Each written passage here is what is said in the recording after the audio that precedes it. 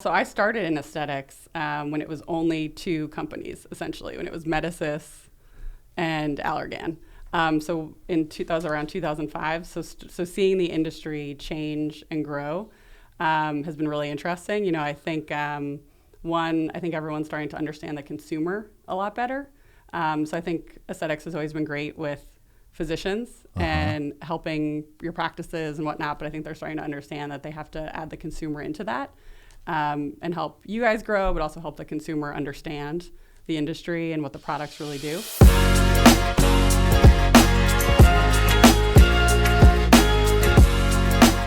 Hello, everybody. Welcome back to the Technology of Beauty, where we interview the movers and shakers in the beauty industry. And today, we're so fortunate to have a very hot mover and shaker, Megan Driscoll. I'm a mover and shaker? That's right. From Evolve. And welcome. You come all the way out here from New York, right? Yeah. For you, I would travel anywhere. Oh, man. I am so happy to have you. I've been dying to get you on the program. Thank you. So, true confessions, I have a huge crush on Megan. I have to let you know. Aaron knows all about it. And I'm so happy to have her here. So, before we get started and before you tell us about Evolve, tell us a little bit about yourself. Where are you from? What did you do before Evolve? Sure. So I'm from New York City. I was born in Brooklyn. Went to college at the University of Chicago. I say I'm the only public relations person to ever go to the University of Chicago. And then I worked in agencies throughout my whole career, big agencies, small agencies, always doing PR and kind of digital marketing. And then I worked at a small agency in New York City for a long time, became the owner's business partner. And I always joke around that just like romantic marriages, sometimes business marriages don't work out. So ours did not. But I'm very fortunate and grateful for that experience because it gave me the kick in the butt to open up Evolve MKD. And how long were you there before you opened up? Just under 5 years. Just under 5 years, okay. So I founded Evolve when I was 34, and I just turned 40, as you know. Yes. And you've always been in public relations? Always been in public relations. Okay, so then 5 years ago, 6 years ago now, you go off on your own and you start Evolve. Were you the only employee, or how'd you do that? So I started, I was the only employee, and I started when my partnership was disintegrating. Just like any negotiation, you get to negotiate for what you'd like to have happen. So I made the kind of risky decision to take less of a buyout, and in exchange for having 3 clients excused from my non-compete, non-solicitation. So my business partnership ended on a Thursday. And on Tuesday, all 3 of those clients had resigned with that agency and came with me. So I was so lucky in the sense that, like, the first day I was open, right? I had 3 clients and revenue and like no people, and I was like mildly panicked about how I was going to get the work done. I remember I was on the phone with procurement for one of my clients at the time, and he was like, "So, like, do you have an office?" And I was like, "Dude, it's been like 24 hours." So were you working out of your basement or your garage? We started, I told him, I was like, right now I'm on my couch, but I made a commitment that, assuming business went well, within a year or 2, I would get an office. And that was in September of 2014. And by the following year, like October of 2015, I had signed a lease, and we moved into our office space the beginning of 2016. Are you still in that original office space? We still are in that original office space. We were actually supposed to move in March coming up, and I think because of COVID, we're gonna stay put. You're supposed to move because they're forcing you out, or your lease is expired? Yeah, our lease is up. So you just celebrated your 6th year, didn't you? We did, just Monday. So when you started, were you in aesthetics and beauty, or were you in medicine? Tell me about your first 3 clients. So my founding 3 clients were one, Merz Aesthetics. Okay. So aesthetics company. Right. Secondly, Skin Better Science, DeMarche Labs, which I've worked with Jonah Shack and I for a very long time. Yes. And then a very small biotech company called Interios, which had a molecule that could make another toxin potentially. It's like very early stage, and actually Allergan bought them. Interesting. Like about a couple of years ago. So I started in aesthetics with my client base, but have since expanded into traditional beauty, eye care, traditional healthcare. We work with the Plaza Hotel, so across a few different industries. Okay. And how many employees do you have now? 27. Are they all women? We have 2 men. I'm happy to say. And when did you hire the 2 men? I heard you were a company full of women. Yes, but we love men. So we decided to open our doors to men with our employee, Eric, who's been with us about 2 years. Okay. And then after him, we hired my executive assistant, Lorenzo, as our second male. Okay, good for you. Yeah, It's great you're not I know discriminating. men, It's I know the men weaker really, sex. I know men really need all the help they can get. Thank you very much. We yeah. appreciate you reaching out and Yeah. helping us little guys. Totally. Yeah. Yeah. So tell me about your experience in the aesthetics business. So you started with, you say, Merz and the others. Have you accumulated other aesthetics clients? Yes. So now actually we work with Allergan, Endo Aesthetics, which is bringing a new product to market next year, Hydrafacial, Isden, which is a physician dispensed skincare line, Skin Better Sciences, and that's everyone, I think. So in aesthetics. That's terrific. And you mentioned that you moved to eye ophthalmology and so forth. Tell me a little bit about that. We're working with Cooper Vision. So we work on their MySight contact lens, which is the first and only contact lens for children ages 8 to 12. Look at me getting the indication right. 8 to 12 for pediatric myopia. So work with that. And they have another contact lens called Energis, which is for digital eye strain that we're working on. And then we kind of help with digital eye strain. Digital eye strain. What is that? That's Looking at a basically computer? when you're staring at the computer or your phone and your eyes get tired and like your eyesight gets blurry. Interesting. I didn't even know there was such a thing. Yeah, there is. I must not have it. No, I don't think you do. Okay.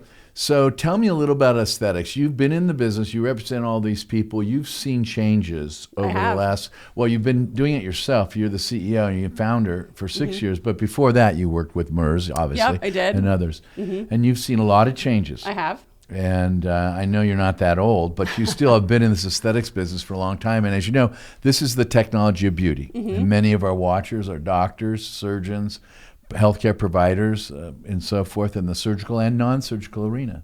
So what can you teach us? What have you seen? And what do you think the future holds? So I started in aesthetics when it was only 2 companies, essentially, when it was Medicis and Allergan. So in around 2005, so seeing the industry change and grow has been really interesting. You know, I think I think everyone's starting to understand the consumer a lot better. So I think aesthetics has always been great with physicians and helping your practices and whatnot, but I think they're starting to understand that they have to add the consumer into that and help you guys grow, but also help the consumer understand the industry and what the products really do. And I think that, you know, we're seeing like a lot more competition in the injectables space. So that's going to different products options. Or different options? So like when in 2005, as you know, there was really like Botox and Restylane, and that was it. And so now there's tons of options on the filler and the toxin side, more to come. And so I think it's going to be really interesting to see how competition changes that industry. So is it going to bring more consumers in? Are the companies going to have to elevate their game to stay relevant? How's the messaging going to change? So I'm interested to see that. And what are physicians going to prioritize now that they have different product choices? So that's kind of what I'm interested in watching. So you must have an opinion. Can you share it? I do. So I think competition is really important. So, I think with a few of the toxins that are on the horizon, potentially having some options for duration, I think could be really interesting for doctors and for consumers. I think I'd love to see a shorter acting toxin come to market. I know there's some discussion around that in various places. Because I think as a consumer myself, there are different instances where you might want something that's immediately kicks in but only lasts for a month, and then as you get more comfortable, have something that maybe stays a little bit longer. So I think all of those things are really important and valuable. On the filler side, I think getting the consumer to understand more that fillers, you can look normal and natural. I still think that's kind of an ongoing battle that everyone's going to have to fight. So. I agree. You mentioned a few moments ago that you think that there's a new attention to the consumer and the needs of the consumer. What are the needs of the consumer? What should we as plastic surgeons be thinking about? How should we change our practices or reorient and so forth? So I think for doctors, it's important to realize that I think the patient mindset has changed a little bit. I think, 15, 20 years ago, I think patients would come in and just do whatever the doctor says. And now I think patients are really seeing that they need to be their own advocate. And so I think they come in with opinions, some right, some wrong. And they're really looking for a doctor to have a discussion with them and come up with a plan together. So I think that's a big way that kind of that relationship is going to start to evolve. So a lot of patients are coming in and they're instant experts because they've gone to Dr. Google. Correct. And you can imagine what that's like. I'm sure you've experienced that. That's right. You can imagine what that's like when you have these instant self-anointed experts. They walk in, they've spent 24 hours or less becoming world-class experts talking to people who have done it their whole career. I can only imagine how frustrating that is. Well, at times it is. And a two-way conversation with a total neophyte who thinks they're an expert can be tedious at best. That'd be the best way I could describe it. That would be a good outcome, yes. But I think for you guys, there's also opportunity there, right? I think it's so annoying, but I think if you play kind of like the armchair psychiatrist a little bit, like there's a way to, I think, kind of take that, pander to that a little bit. Pander's not a great word, but like have them feel like you do respect the small amount of research that they've done and you're kind of augmenting that with your knowledge and even if it is your plan, but giving them a voice in that, I think that's like an opportunity for you guys because I think the more they feel they understand, the more they'll do. So, well, I would agree with that and going with it. Pushing back is not the way necessarily. Pushing back. I see that with my business too, right? I mean, I have a lot of conversations with different people who definitely feel like they know exactly how to do our job or it looks so easy, so it must be easy. And there's definitely a way to kind of flip that conversation to educate them a little bit more and bring them to your point of view. So that's perfect. That brings me to PR. Historically going back, we had print media and if a doctor had a public relations person, it was usually get them on television or an interview in a magazine. But you do way more than that. Yes. And do you have any physician clients? No, so we don't take physicians as clients because I think I would get in trouble. Okay, just checking. How could I pick my favorite child? Well, you pick me, of course. Well, so. Obviously. Okay, so no physicians, but I'm sure you have advice for us physicians. But before we get to physicians, let's think corporate. Where are you having the most traction as a publicist or a PR person, a PR professional? There's so many different vehicles and avenues now. Where are you having the most traction, most success? So I think we're having the most success with our clients who are truly doing integrated campaigns with us. So I think now you can't just go out and get like written up in like Vogue magazine and expect that to drive a ton of business. I think it needs to be like Vogue, online, social media component, like truly telling a full story because now the way consumers get to information, whether in aesthetics or eye care or hospitality is they go to all those places, right? They're looking on their social feed, they're going to Facebook, they're asking their friends, they're reading media outlets, watching TV, sometimes not, on an actual television or not at the time. So I think part of our job is to, I think, tell a story in all those places that the consumer could go or might go for information. So that's really what we're having. I think when potential clients come to us and they want to do like just one thing, that's a little bit harder of an ask right now because they're not going to see the return on the investment that they might have even just seen like 5 years ago. Okay. So you advise that they use these different channels, if you will. Different channels, even if it's on a smaller scale, but having like a little bit of a bigger footprint. I see. That's interesting. Now let's switch it to physicians. I know you don't have any plastic surgery clients, but I am a plastic surgeon. A lot of plastic surgeons are watching today and aesthetic providers and so forth. What would you advise that we do on a practice basis or individual basis? What should we be doing in terms of PR? Yeah. I would say that definitely, focus. I think a lot of doctors really love those national placements. I would say focus like regionally. Like don't forget like your own neighborhood. I think the local papers, the local news outlets, like very valuable. And then I would couple that with doing social media, but also putting some paid spend behind your content. So not only posting on like Instagram or Facebook, but actually doing some advertising behind some of your posts to make sure that patients actually see them and to make sure that you're targeting that content towards like the kind of patient you want, right? So I'm sure like, just like I know what like a good client for me looks like you probably know what a good patient for you looks like. So making sure you're targeting. So you believe in that geo-targeting and I do it especially for physicians. I think it makes a lot of sense. And I think it doesn't need to be like a huge spend. I think if you get, there are a lot of great consultants out there that are like single people who are pretty like cost efficient, and they can, I think, help individual practices that way. What do you think a reasonable budget for an individual private, say, plastic surgeon would be a month? Probably all in. I think you could get away with like somewhere between $3,000 and $7,000 a month. Wow. That's a lot cheaper than I would have thought you would have said. I think so. Okay. I mean, maybe not, I think, area dependent, probably not for you, but I think for some other docs that are starting out, I think you can start to see some nice traction. Interesting. So do you have recommendations of where physicians can go to get such a publicist? I know. I have some people I can always recommend. Would you recommend them on this program? Well, there are a few of them. So okay. Yeah. Well, they can contact you then. For sure. I'm happy to give names. Now, you come to the meetings typically. I certainly see you at all the national meetings. But do you have booths when you come to the meetings? I don't have a booth. I see you just. You know me, Grant. Yeah, I know. You float around. I network. I like doing my business over cocktails. Okay. Well, if those of you want to get a hold of Meg, just let me know and I'll help you. And she'll give you those recommendations. I'll take a meeting for champagne anytime. Perfect. Now, let's move on. Let's talk about national meetings. And COVID. Yep. So first of all, how's COVID affected you and your role as a PR person?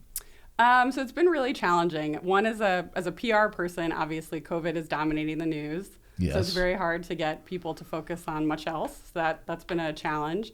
As a business owner, it's been very challenging. I would say that probably those last 2 weeks in March, I think I cried every single day because I was this is how my business fails. But then what was really interesting about it was it didn't. We're actually having our best year ever. And I think COVID actually taught me a lot about business decision making and really, sounds kind of cheesy, but I think it really helped me sort of step into and own the fact that I'm actually pretty good at this. And I really never internalized that before. And I think COVID kind of forced me, because of some decisions I had to make and some kind of quick judgments, it forced me to really embrace that. Did you pivot? We pivoted a lot. And what was interesting is that COVID sort of cleaned out, I think, I think it freed up some time and brain space that then now has led us to other opportunities that perhaps we would not have had. Interesting. Did you furlough your employees? Nope. Haven't laid a single person off or cut anyone's pay.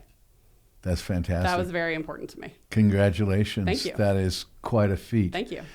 Are they working at home or in your office? So about half of us are back.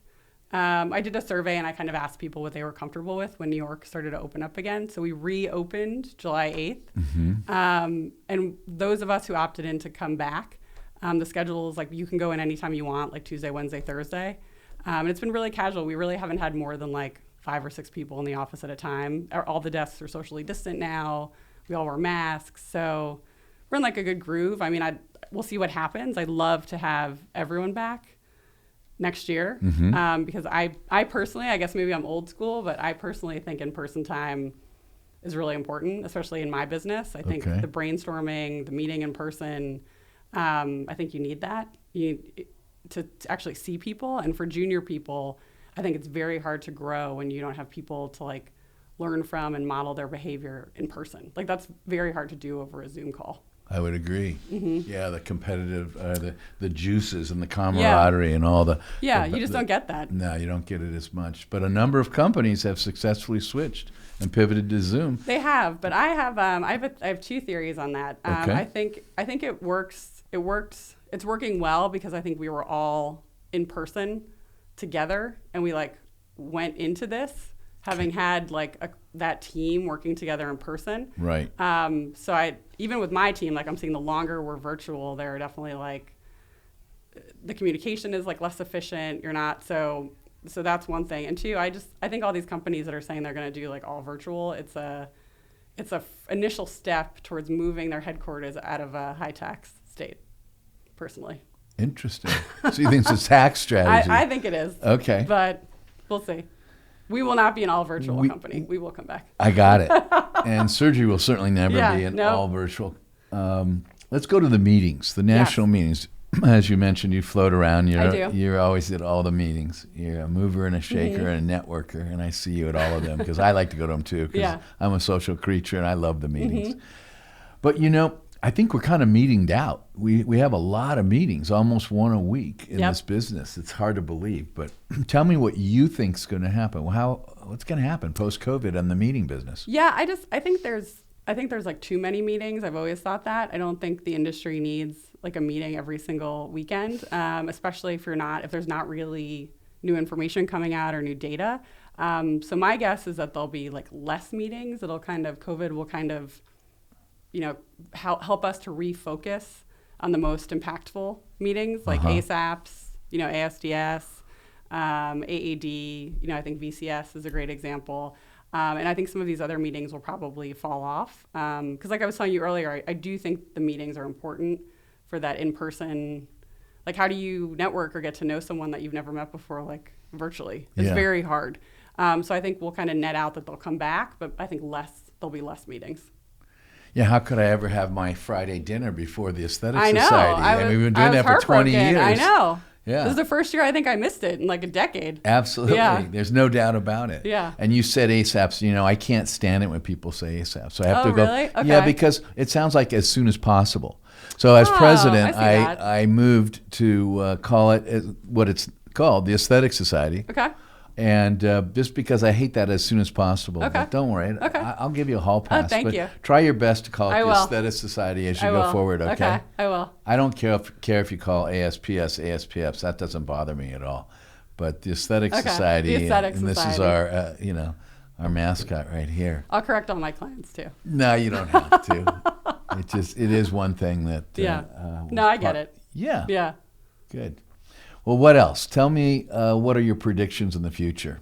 Besides, we've talked about the meetings. Yep. We've talked about the physicians and what they should be doing and looking for as a publicist. Yep. You're working for a number of companies, and you're using all the different channels, it sounds like.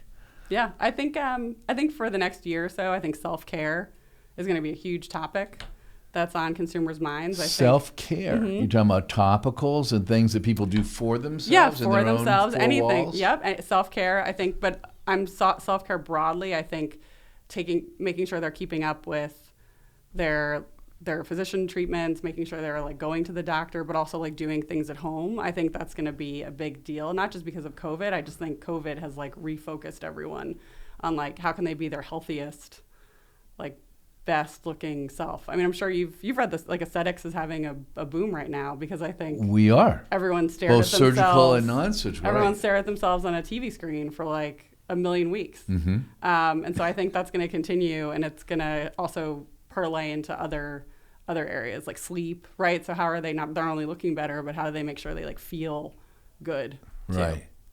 Yeah, this whole Zoom and Zoomer lift and the Zoom eyelids and the Zoom I've noticed things about my face that I had never noticed before. Imagine and I kind of wish man, I like didn't. The men, they typically look at their face once a day, and now on Zoom they're staring at themselves for hours. And the number of men that are calling me, and they think they're the only one, and they start the conversation like, you're not going to believe it. And I stop them and I say, I know what you're going to tell me. I can just tell from the speech pattern. And so I say, do you think this is going to be like the man boom we've been waiting for? Well, I've been saying that for a long time. I know. With my man. I feel like we keep waiting for men. Yeah. Well, we've expanded men in the marina, certainly. But nationally, you have the Manland. Marina Manland, where a man can feel good about looking great. Yep. Yeah. And men are seeing themselves more. They have a renewed interest, both surgical and non-surgical, body contouring, skin care, and so forth. And it's a great area for growth. Yeah. If I were in your shoes, or certainly corporate shoes, the various industries you mentioned and the ones you represent, I would certainly target men. You mentioned you're working with Allergan. I know they have a big meal campaign. They do. Are you part of that? So we are not part of that campaign, but they do. They've focused on men for a little bit now, and I think that's going to continue, which is good. And the other thing, too, besides, this is going to sound weird, but I can't wait for aesthetics to stop talking about, like, aging, because I actually I think the treatments aren't really about aging all the time, right? Like I know people, it's really about, like, what you look like, not necessarily that you're growing older. Right. Because I mean, all the women in my office, right? I'm probably like one of the oldest people in my office. And all of my 20 somethings, they all have got a derm or a plastic surgeon. They're all like going to get their Botox. They're all doing their cool skull. Like they're doing all the things already. And it's not an aging concern. Right. We used to talk all about rejuvenation and anti-aging, but really it's more about looking your very best, right? Regardless of what decade you're in. Yeah. I also like hate that term anti-aging because I think for me it's never, like I like getting older, right? The alternative is definitely not a good one. And you've seen my birthday parties. Like, yes, I love know. a birthday. I think it's more about like anti-old, right? I don't want to like look old. I don't want to like feel old. I don't want to come across as like old. Like and you want to be the best you can be. Yeah. I mean, the best looking, the best feeling, and so forth. Yeah. Yeah. Interesting. Okay. What other things would you like to tell our crowd, the listeners and watchers of the Technology of Beauty? Any other emerging technologies you want to give me a little insight into? Or any secrets you want to tell us? Because I know what's coming down. I know. Getting it out of her is kind of tough. She works for all the biggies. I am excited about one of my clients is launching an injectable for cellulite. Ooh. I am excited about that. That's coming out. It's Endo Aesthetics. They're launching Quo, and that's going to be out next year. It's going to be the first and only injectable for cellulite. Tell us about that if you can. Yeah, absolutely. So it was just FDA approved in July. Okay. It is a series of 3 treatments over a 3-month period, and it helps with the dimples. So for those listening, it's very upsetting. You find out there are different kinds of cellulite. So not the cottage cheese kind, but the dimples kind. It treats and it dissolves the fibrous bands. So the little ice pick dimples? Yeah, the ice picks. Those are the ones that are best? Yep, those are for this treatment, for Quo. So let me get this straight. It's an injectable. Like Botox or fillers? Yep, exactly. And you get an injection in your fanny? Yeah, in your fanny, correct. Yep. And you come in how many times? 3? You come in 3 times in total over about 3 to 4 months. Okay, and when will this be available? It's probably going to be spring of next year. Can you tell us how much it's going to cost? I can't tell you that. Okay. Can you tell us if it works? It does work. I will be showing my butt to a lot of doctors trying to see how it can nice. So you've had it done? I have not had it done yet, but I would love to have it done. Oh, well, if you'd like someone to do it, I'd be happy to be the one to do it once I learn how to do it. I'm sure Erin wouldn't mind. No, I'm sure she'd be totally fine. She can come too. Okay, good. Good. Okay. So we've got an injectable coming down this spring to help with cellulite, but not cottage cheese. Ice picks. Not cottage cheese. Yep. Okay. Ice picks. Just the buttocks or just the thighs buttocks too? For just now. the buttocks. Yep, just the buttocks. Okay. Well, that's what we're indicated for. Just the buttocks. Okay, so that's all you can talk about. Yeah, correct. But I could do it somewhere else if I wanted to. I mean, you're the doctor. You're the expert. Okay. Good. What else? Any other exciting new technologies? Well, I'm excited for Allergan has a chin indication that's coming up with their fillers. I think that's going to be a big deal. I think the chin is like an overlooked important part of your facial structure. Okay. So I think, especially for men, we were talking about before, I think having that definition and having that look that's going to be great. So I'm glad that they have that coming. And what product will that be? Voluma. Okay. So yeah. Excellent. Yeah. And when will that indication come out? I think in the next couple weeks. Oh, yeah. Good. So maybe by the time we're playing this, it'll be there. Yeah. Fantastic. Yeah. Anything else? I mean, I'm just excited to see kind of what the next year brings. Like this year has been nothing like I imagined in like great and bad ways. So I feel like it's kind of like we're gearing up for the next adventure. So do I. I think, and aesthetic practices are doing well, relatively speaking. Certainly the surgical has come back with a vengeance. The non-surgical has resumed the levels it was at before for most of us. Yeah. I do have one question for you, and you can opt not to answer it if you choose to, as always. And that is, how do you think the public is going to respond to a longer-acting toxin? There's rumors about, and a lot of evidence that there'll be a competitor to Botox coming out very shortly. From the company Revance, as you know. They call it Daxi, and allegedly it lasts up to 6 months, which is about twice Botox. You mentioned that you think people want shorter acting. Okay, I'm not sure why I would want something to last less time, but maybe if it were messed up or... I think if you've never Or if you've never had it. If you've never had and you're it, afraid right? of I it. think if you're a little afraid of it, right? Something that maybe only lasts like a month seems like far less of a commitment. Yeah. I think it's like all these things I think are good, right? Because I think that's like the patient's journey from like a naive patient to a sophisticated patient. Yeah, look, I think some consumers are going to love it. I think this is just my opinion. Yeah, I wanted your opinion. That's what I you're think, here for. Yeah, I think that was more caveat for anyone listening. Oh, okay. Just my opinion. Oh, okay, got it. But I think for those people who've been getting toxin for, let's call it like 10, 20 years, but I think there's an opportunity for them, like they may want to only go in like once or twice a year. I think on the physician side, that's a little tough because I think a 3 to 4 month toxin gives you an opportunity to see the patient more. So I think there are like pros and cons on both sides. Sure. Yeah. I think coming in twice a year is going to be an attractive proposition. But you can come in once a month for your facials and all the other things. Right? So I think it's going to be like how do the physicians manage, right? I think how you guys like manage your patients, like how your staff does that. Right. Because if what they mainly come in for is like a Botox and now they're going to only come in like once or twice a year, like how are you selling them anything else? The other things, right? skincare. So I think, yeah, skincare. So I think there's going to like probably heavying up on digital marketing, like thinking through that a little bit, like just thinking through like the regimen. I think that they come in for a little bit differently is probably going to have to happen. Are you familiar with subscription aesthetic services? A little bit, yes. What do you think? What do you think about that? I think it really helps people with their personal cash flow. I think there's definitely optics-wise a help towards getting like a $200 bill every month versus like a $2,000 bill, Yes, like twice a year. Right. So I think that's like really attractive for patients. I just don't think like enough people know that exists yet. So I think there's an awareness issue there.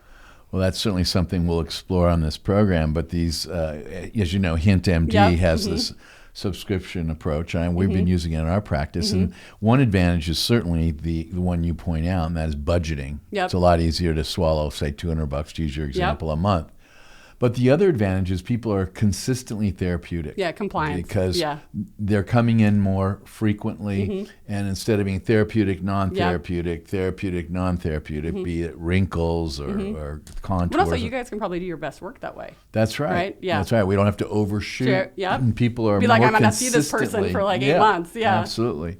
So I think there's more than just budgeting. I think they have a better experience. The physician has a better experience. They're complementary to one another. The patients don't have to fear that they're somehow going to be made look abnormal, like the big duck lips or crazy. And there's always that concern. Yeah. They're going Do to be people still like over-injected. those duck lips? I never. I don't know who like thinks that's cute. I don't either. Yeah. I don't have a clue. Me It's all either. about natural. I agree. Right. Yeah. I agree. Okay. Well, once again, I want to thank you very much for coming all the way out here to beautiful Manhattan Beach, Los Angeles area, and any being excuse our I can. guest. Okay. Well, thank you. Thank you for having me, Dr. Stevens. You're welcome. It's always a pleasure. I can't wait to have you back. Thanks. Thank you all very much for joining us on this episode of The Technology of Beauty. See ya.